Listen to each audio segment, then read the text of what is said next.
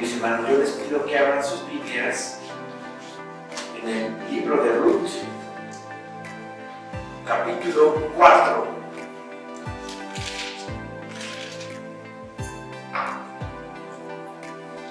Libro de Ruth, capítulo 4. El día de hoy terminamos con la serie del libro de Ruth. ¿Sí? Recordemos que Ruth, moabita, nuera de Noemí, casada con uno de sus hijos de Noemí, Ruth. Al principio, en el capítulo 1, recordemos que Elimelech, esposo de Noemí, se va para Moab, para los campos de Moab, porque había hambre en la tierra.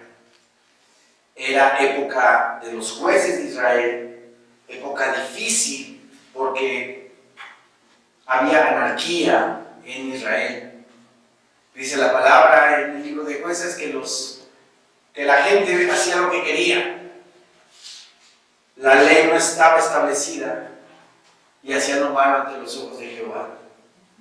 Época difícil, y me imagino yo que por esa anarquía y esa desobediencia a Dios vino hambre a la tierra. Vino juicio de parte de Dios a la tierra y hubo hambre. Entonces Elimelech se va con su familia a los campos de Moab y allá se muere Elimelech.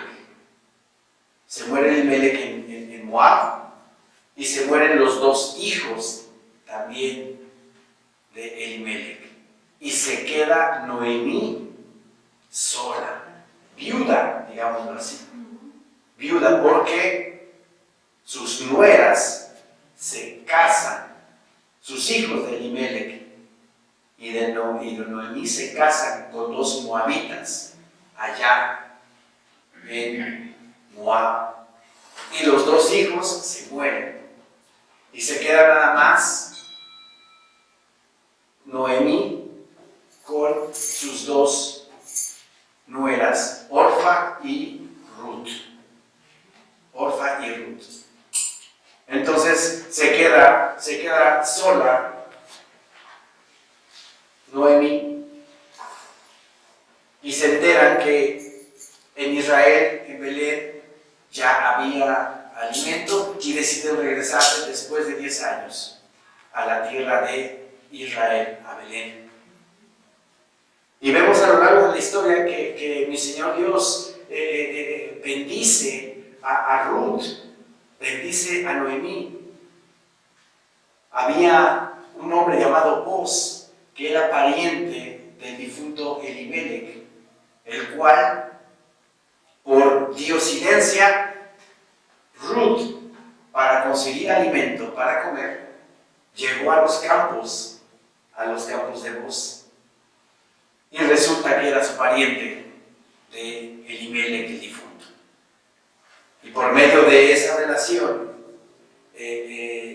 Ruth se enamora de Boz y Noemí la ayuda, le dice, tienes que hacerte notar, hacerte saber con voz de que Él te puede redimir.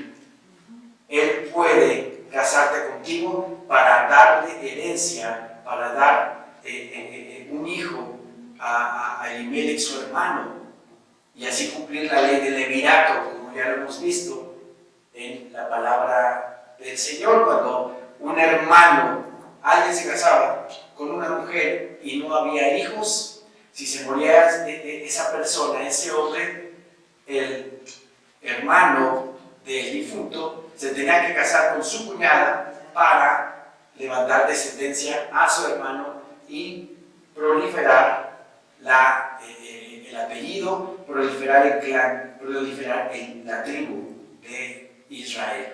¿Sí? Entonces Noemí le dice a Ruth, tienes que hacerte notar con voz para que Él te redime. Y la palabra del Señor nos dice que para vos no le era indiferente Ruth, no le era indiferente, pero le dice vos a Ruth, es bueno que te fijes en mí y no te fijes en jóvenes o en ricos, sino te fijes en mí. Ya estaba un poco más grande vos.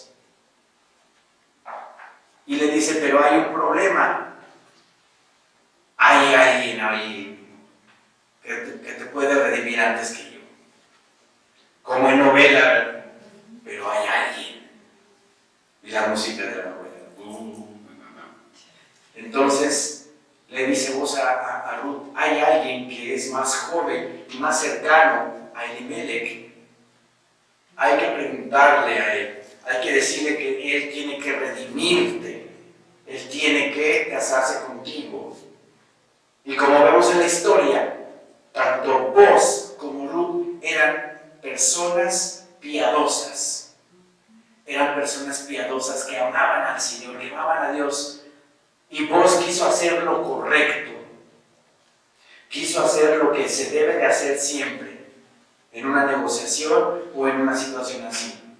De acuerdo a la palabra, de acuerdo a la ley, actuar de manera transparente. Porque vos pudo haberse casado con Ruth luego, sin que se enterara el pariente. Pero no, vos, de acuerdo a la palabra de Dios, sí, hizo lo correcto. Y dijo, primero vamos a preguntarle al pariente más cercano si se quiere casar contigo. Y si no, pues nos casamos los dos. ¿Sí? Entonces la palabra del Señor en Ruth capítulo 4 dice así. Vos subió a la puerta y se sentó allí. Y aquí pasaba aquel pariente de quien vos había hablado. Y le dijo, fulano, ven acá y siéntate. Y él vino y se sentó. Me llama la atención que la palabra de Dios le llama fulano. ¿Por qué le llama fulano? El fulano. ¿Sí? Poco a poco, desarrollándose la historia, vamos a explicar por qué fulano, de esa forma tan indiferente y tan despectiva, le habla así a su pariente, porque también era el pariente de vos. ¿Sí? Entonces le dice, fulano, ven acá y siéntate. Y él vino y se sentó. Entonces él tomó a 10 varones de los ancianos de la ciudad y dijo, sentaos aquí. Y ellos se sentaron. ¿Sí? ¿Por qué mandó llamar a 10 ancianos del pueblo? Para que fueran testigos de lo que iban a hablar, vos y el fulano. ¿Sí? Porque era costumbre en la antigüedad que todo asunto de dinero, de contratos o de liberato, como aquí lo dice la palabra, ¿sí? se negociaba en la puerta de la ciudad. ¿Sí? Porque dice el versículo 1, vos subió a la puerta. ¿A cuál puerta? A la puerta de la ciudad. ¿Sí? Yo aquí puse en mis notas, la puerta principal en la muralla del pueblo era el lugar de más tráfico y visibilidad, y donde se reunían los ancianos. Dicha puerta era el lugar para trámites legales. O sea que la puerta de la ciudad era donde se arreglaban los negocios y se arreglaba todo trámite legal. ¿Sí? Por eso dice la palabra en el versículo 1, vos subió a la puerta y se sentó allí para tratar el asunto del levirato, ¿verdad? Con el fulano. Y llamó a 10 ancianos, dice. Entonces él tomó a 10 varones de los ancianos de la ciudad y dijo, sentaos aquí. Y ellos se sentaron como testigos. Luego dijo al pariente, Noemí, que ha vuelto del campo de Moab, vende una parte de las tierras que tuvo nuestro hermano Elimelech. ¿Sí? Aquí al mencionar que las tierras eran de su hermano Elimelech. Puede ser que el fulano era hermano o primo hermano de Boaz y de Elimelech. ¿Sí? Versículo 4 dice: y yo decidí hacértelo saber y decirte que la compres en presencia de los que están aquí sentados. Esos 10 ancianos que mencionamos como testigos. Dice: y de los ancianos de mi pueblo. Si tú quieres redimir, redime. Y si no quieres redimir, decláramelo para que yo lo sepa. Porque no hay otro que redima sino tú, y yo después de ti. Y él respondió: yo redimiré. Pues si quería redimir el fulano, quería redimir las tierras de su pariente Elimelech. Pero en el versículo 5 cambia la historia, porque Boaz le menciona otra cosa también. Entonces replicó Boaz: el mismo día que compres las tierras de mano de Noemí, debes tomar también a Ruth, la moabita, mujer del difunto, para que restaures el nombre del muerto sobre su posición. ¿Sí? Versículo 5 en la NTV dice así: entonces le dijo Boaz: por supuesto, al comprar tú la tierra de Noemí, estás obligado a casarte con Ruth, la viuda moabita. De esta manera, ella podrá tener hijos que lleven el nombre de su esposo y así conservar la tierra para su familia. ¿Sí? Al principio le dice Boaz una cosa: te va a redimir, vas a redimir las tierras de Elimelech. Pero ya en el siguiente versículo le dice: pero también te vas a llevar a la viuda moabita. ¿Sí? Primero le dice una parte y luego ya le dice: y después paquete combo, ¿no? Paquete combo. Hasta la mujer del difunto te vas a llevar. ¿Sí? En el versículo 6 cambia la actitud del fulano. Dice el versículo 6: y respondió el pariente: no puedo redimir para mí, no sea que dañe mi heredad. Redime tú, usando de mi derecho, porque yo no podré redimir. Cambió la actitud del fulano. Al enterarse que también tenía que casarse con la viuda de uno de los hijos de Elimelech, Ruth, la moabita, cambió su actitud. ¿Sí? Despreció ese derecho y esa obligación, porque la palabra de Dios en Deuteronomio 25 nos habla del levirato. Ahorita vamos a ir para allá. ¿Sí? Yo aquí apunté en mis notas acerca de esta actitud del fulano, porque no quiso redimir también a Ruth. Fue un juicio racial en contra de Ruth por ser moabita, ¿sí? de los moabitas, ¿sí? Un juicio racial despreciativo acerca de ella. Y también puse aquí en mis notas: se nota el egoísmo del pariente más cercano de protegerse a sí mismo y su heredad. Para asegurarse que su heredad pasaría a sus herederos, abandonó su derecho a redimir la propiedad de Noemí.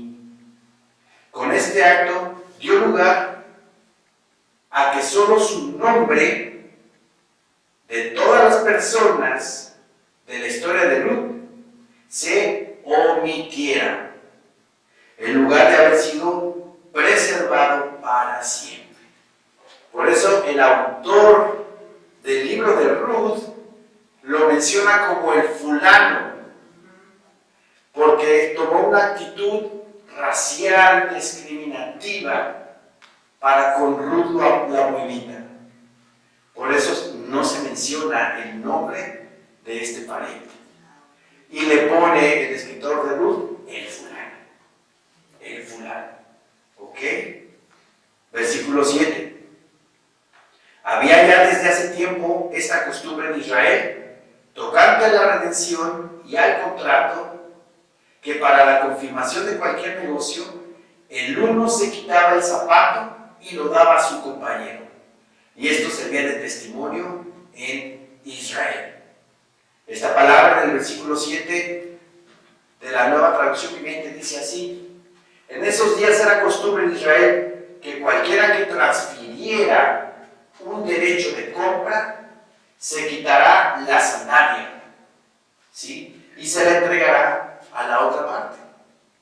Esto hacía válida la transacción de una manera pública, ¿sí? O sea, para cerrar el contrato se quitaba el zapato y se lo daba al que iba a redimir. Y era como sellar ese contrato. ¿Ok? Entonces, dice la palabra en Deuteronomio 25. Vamos a Deuteronomio 25, por favor. Parte de la ley del levirato es esto que vamos a ver. Deuteronomio 25.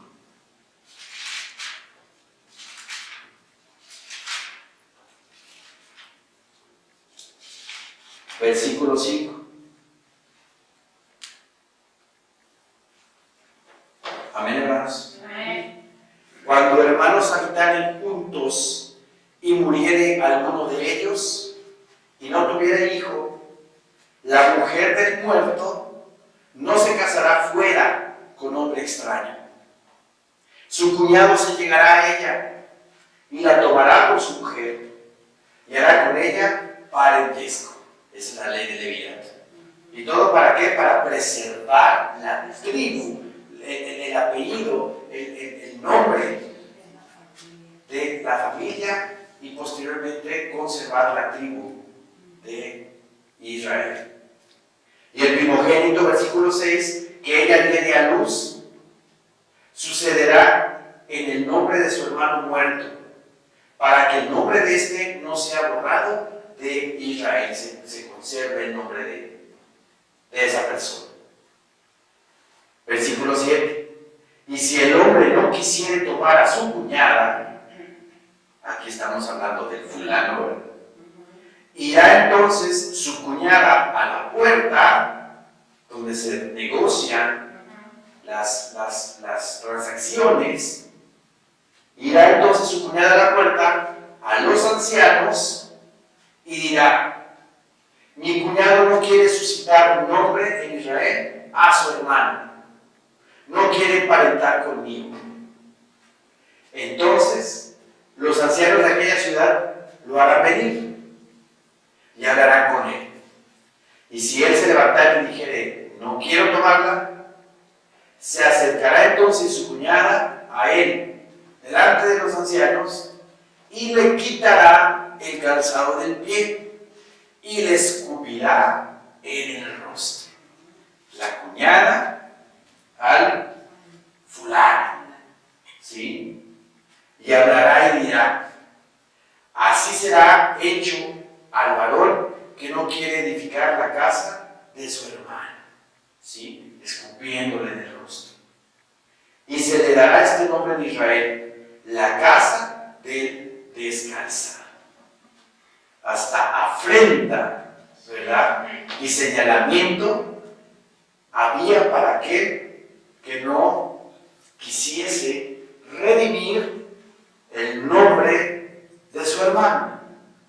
Vean qué tan importante es para mi Señor Dios el preservar el nombre del hermano para conservar y preservar a la tribu, al clan, ¿sí?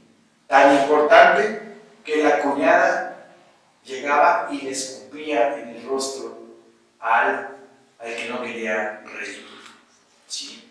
Entonces, aquí el fulano, pues, porque era una mujer moabita, no era una mujer de Israel, Recuerden que estando en Moab, Malión y Kelión se casaron con dos mujeres moabitas, Orfa y Ruth.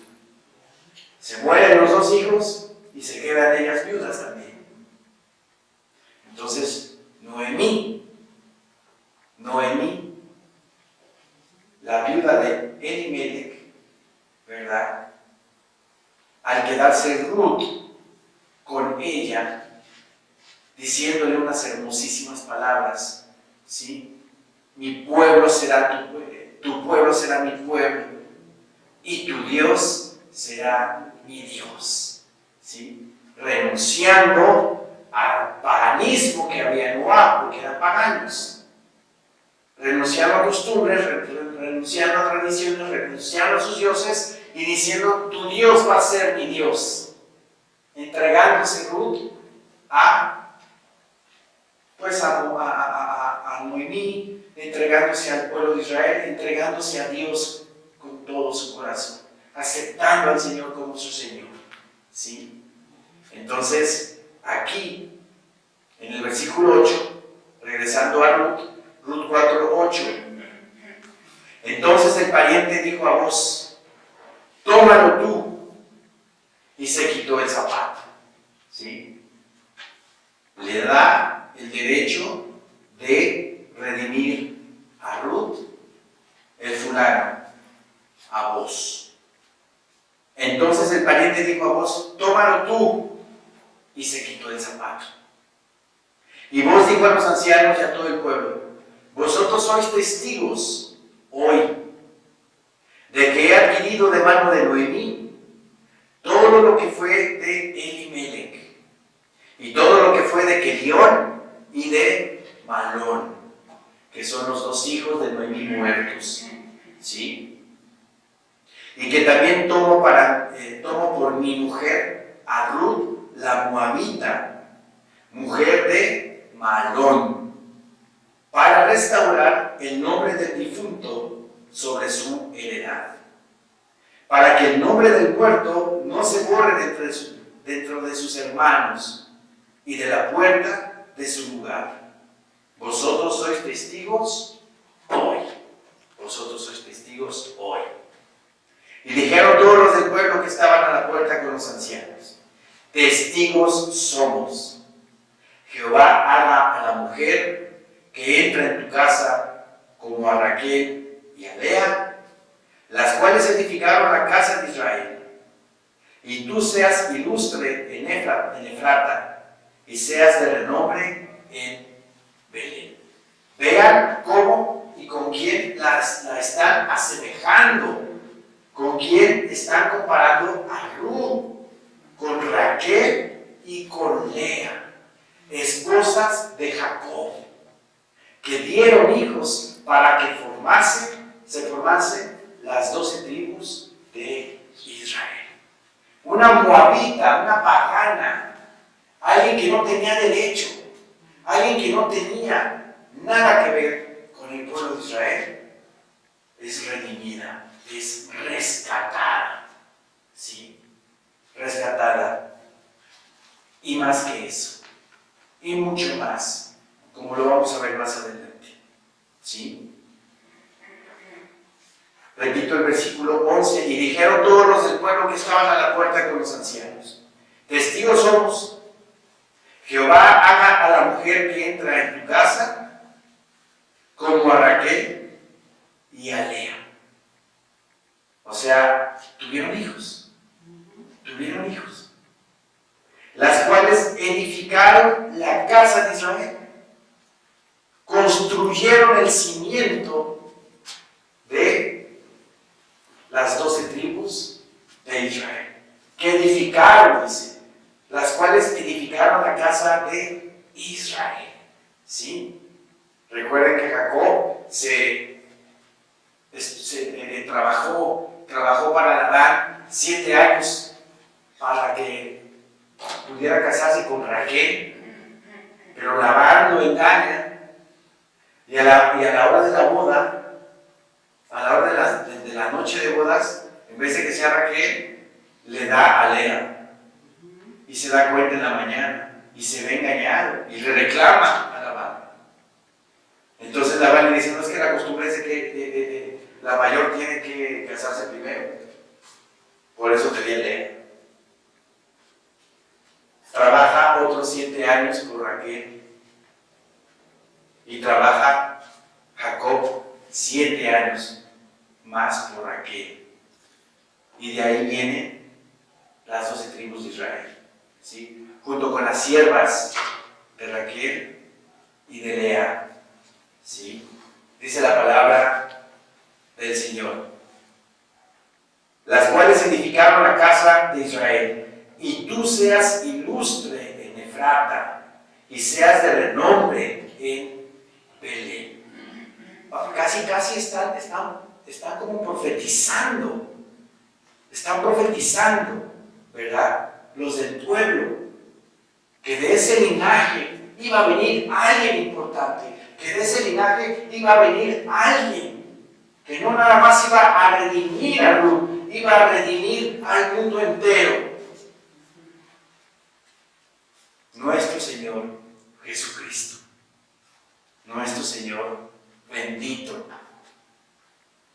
Versículo 12 dice, y sea tu casa como la casa de Fares, el que Tamar dio a luz a Judá, por la descendencia que de esa joven te dé Jehová. ¿Se acuerdan de Fares? De Tamar. Tamar no era de Judá. Judá tuvo 3 hijos. Uno de ellos se llamaba Er y el otro se llamaba Onán. Los dos fueron muertos. Se casaron con Tamar, los dos, cumpliendo con esta ley del levirato, y no dejaron descendencia a Tamar. Sela, el otro hijo de Judá muy pequeño, cuando Tamar enviuda, Judá, al ver que estos 2 hombres que se casaron con su nuera se murieron, que eran sus hijos, pues dijo, ya no le voy a dar al más pequeño. Y ya no le da a Sela por levirato, para que se casara Tamar con él. Entonces Tamar, ¿qué hace? Se disfraza y se hace pasar por prostituta y se engancha a Judá. Y de esa relación viene Fares, ¿sí? En la historia después nos cuenta la palabra de Dios que esta Tamar se queda con el anillo y se queda con el báculo de Judá como una garantía. Después Judá vuelve a buscar a la prostituta porque no se da cuenta de quién era, y ella se aparece y dice, de quien sea este báculo y este anillo, es el hijo que estoy esperando. Y resulta que fue Judá. ¿Sí? Por eso aquí en el versículo 12 dice, y sea tu casa como la casa de Fares, el que Tamar dio a luz a Judá. ¿Sí? La nuera le dio hijos al suegro. ¿Sí? Y vean que esta descendencia, este linaje, aparece en el linaje de nuestro Señor Jesucristo. Para que veamos la misericordia de Dios, cómo estas personas están en el linaje del Señor. ¿Sí? Versículo 12, y sea tu casa como la casa de Fares, el que Tamar dio a luz a Judá, por la descendencia que de esa joven te dé Jehová. Versículo 13 dice, vos pues tomó a Ruth, y ella fue su mujer. Por fin se selló ese amor que ambos tenían, que ambos tuvieron desde el principio, ¿sí? Pero hicieron las cosas correctamente, tanto vos como Ruth, porque también la palabra de Dios nos dice que Ruth era una mujer virtuosa, una mujer con atributos, una mujer con moral, una mujer con principios, ¿sí? Y vos, que cuando llegaba con sus empleados les decía, Dios los bendiga. Y los empleados de vos les decían, Dios lo bendiga a usted. Había una relación de, digamos, de amor fraternal y de una consolidación hacia nuestro Señor Jehová de los ejércitos de su nombre, ¿sí? Entonces, tanto vos como Ruth eran personas íntegras, piadosas, temerosas de Dios, porque Ruth acepta y le dice a Noemí, tu Dios va a ser mi Dios, ¿sí? Y se hace prosélita de la religión judía, ¿sí? Vos pues tomó a Ruth y ella fue su mujer y se llegó a ella, y Jehová le dio que concibiese y diese a luz un hijo. Y las mujeres decían a Noemí, loado sea Jehová, que hizo que no te faltase hoy pariente, cuyo nombre será celebrado en Israel.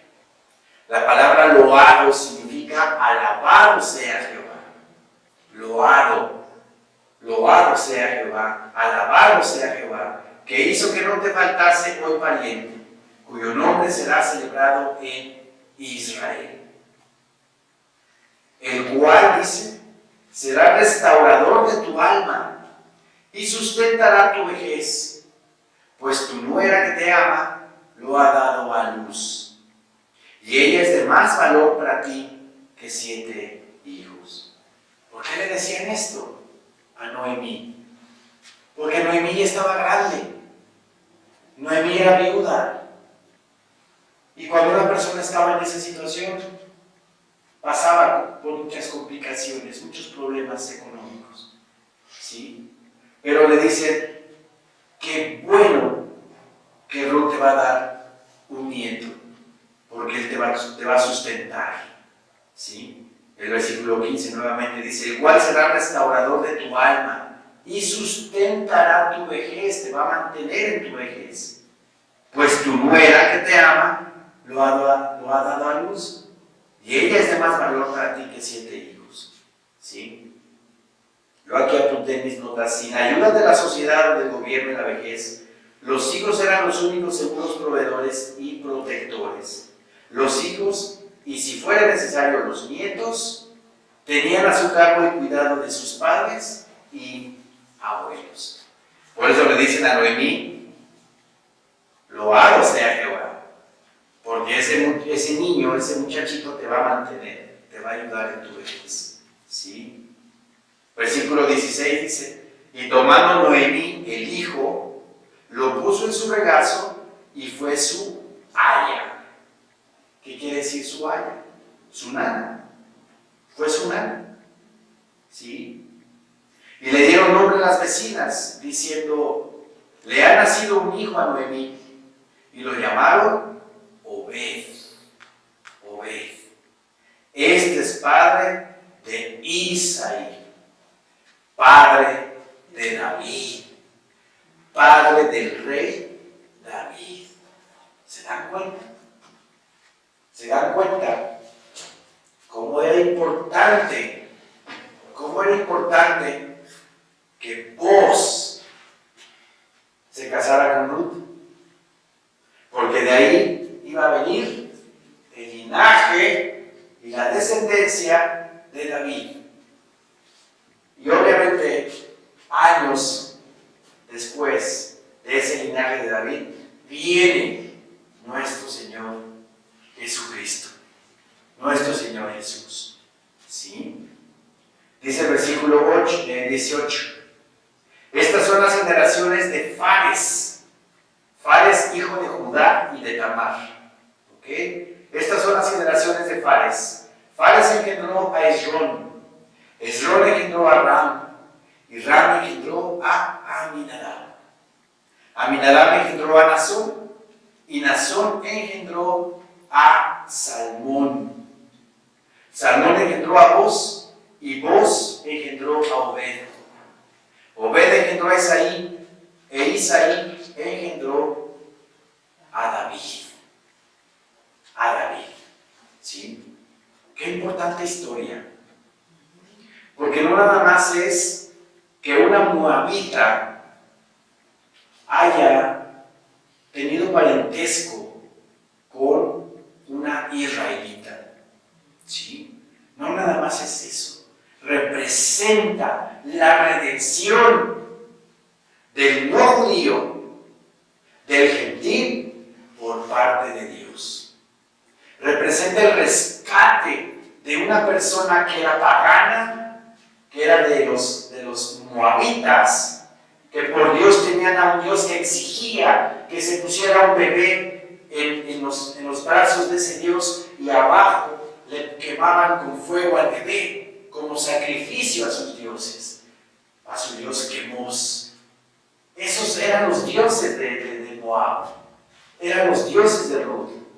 Pero Ruth renuncia a todo eso, a toda su cultura, a todo su pueblo, a toda su idiosincrasia, y reconoce que el verdadero Dios es Jehová de los ejércitos.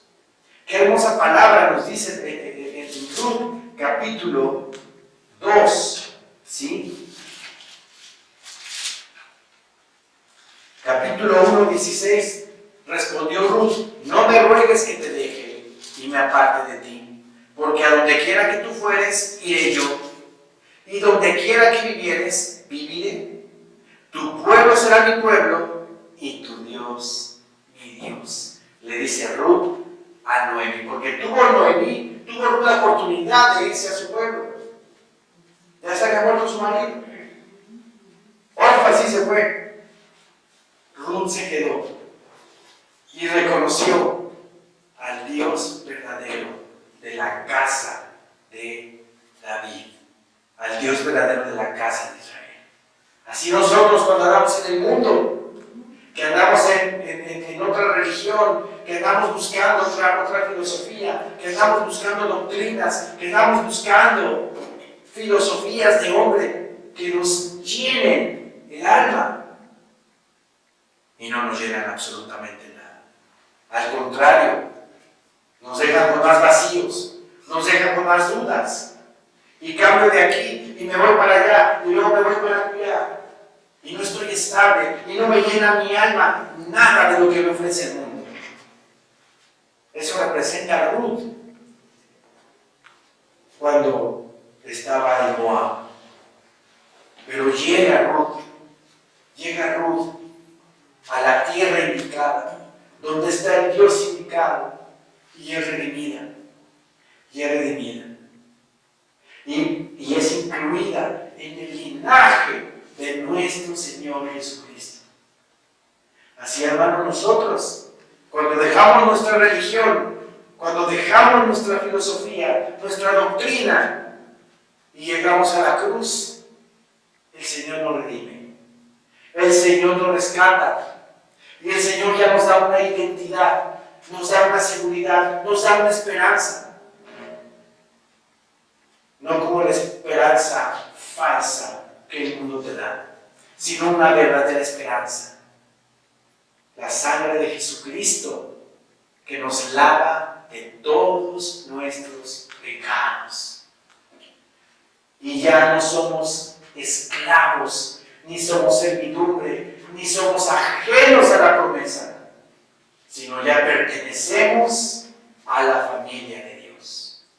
Como dice la palabra de Pedro, nación santa, real sacerdocio, nación santa, pueblo adquirido por Dios. Ya tenemos una identidad, ya formamos parte de la familia de Dios, parte del Señor. Y las promesas que eran de Israel también ya nos pertenecen a nosotros.